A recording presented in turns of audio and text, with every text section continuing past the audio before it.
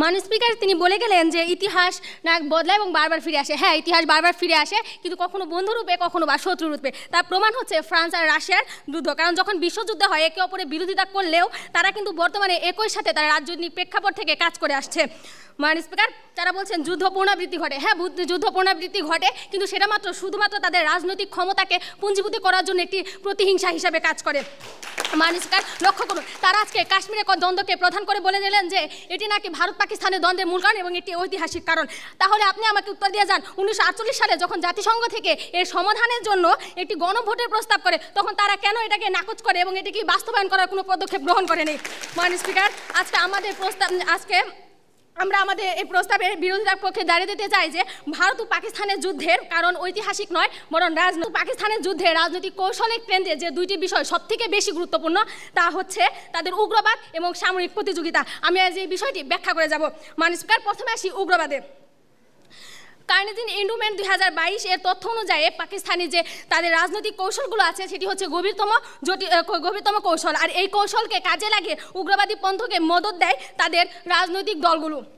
আর এটিকে অস্বীকার না করে বরং পাকিস্তান বলে যে এটি তারা রাজনৈতিক কৌশল হিসেবে ব্যবহার করে। তাহলে সেই জায়গায় আপনারা কীভাবে এই উগ্রবাদী হামলাগুলোকে ঐতিহাসিক বলে চালিয়ে দেন?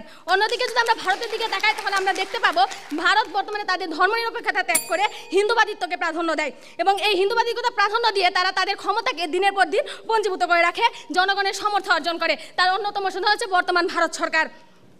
মাননীয় স্পিকার এর একটি যদি আমরা বড় উদাহরণ দেই উগ্রবাদী, তাহলে আমরা 2001 সালে ভারতে যে হামলাটি হয়েছিল তার দিকে দৃষ্টিপাত করি।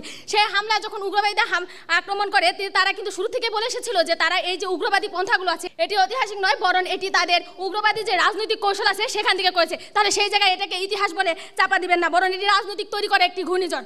মাননীয় স্পিকার এবার আসি আমরা উগ্রবাদী সামরিক প্রতিযোগিতায়।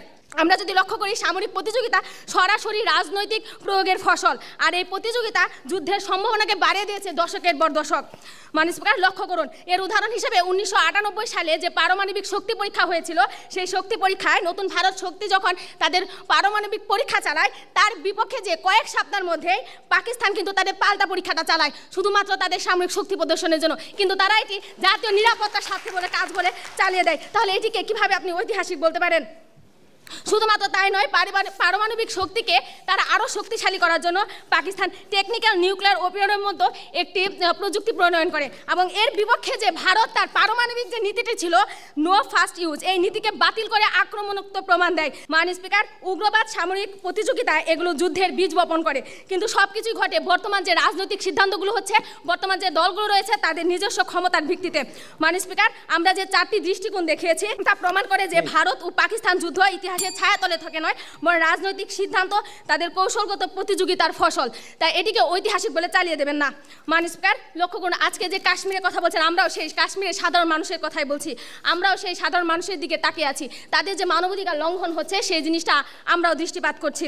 সাথে আছে সীমান্তের মানুষগুলো, সীমান্তের কাশ্মীর ছাড়া আরও যে সীমান্তের মানুষগুলো আছে মাননীয় স্পিকার, তারাও তাদের যে সমস্যাগুলো আছে বা তারা যে করুণ পরিস্থিতির মধ্যে আছে তার আসল কারণ আমরাও খুঁজে বের করতে আছি, কিন্তু আমরা তার আসল কারণ হিসেবে যে রাজনীতিকে দেখাচ্ছি তার সমস্যা সমাধানের পথে হাঁটছি, কিন্তু আপনারা বারবার এই সমাধানকে ইতিহাসের আড়াল করে বিষয়টিকে ঢেকে দিয়ে এটিকে আরও উত্তেজিত করে তুলছেন। ইতিহাস যদি একমাত্র কারণ হতো তাহলে সময়ের সাথে সাথে যে অনেকগুলো প্রস্তাবনা আসার সত্ত্বেও তারা এটিকে সমাধান না করে পঞ্জীভূত করে রাখতো না। তারা শুধুমাত্র পঞ্জীভূত করে রেখেছে নিজেদের ক্ষমতা অধিবিষ্ট করে দিনের পর দিন তাদের ক্ষমতাকে ধরে রাখার জন্য।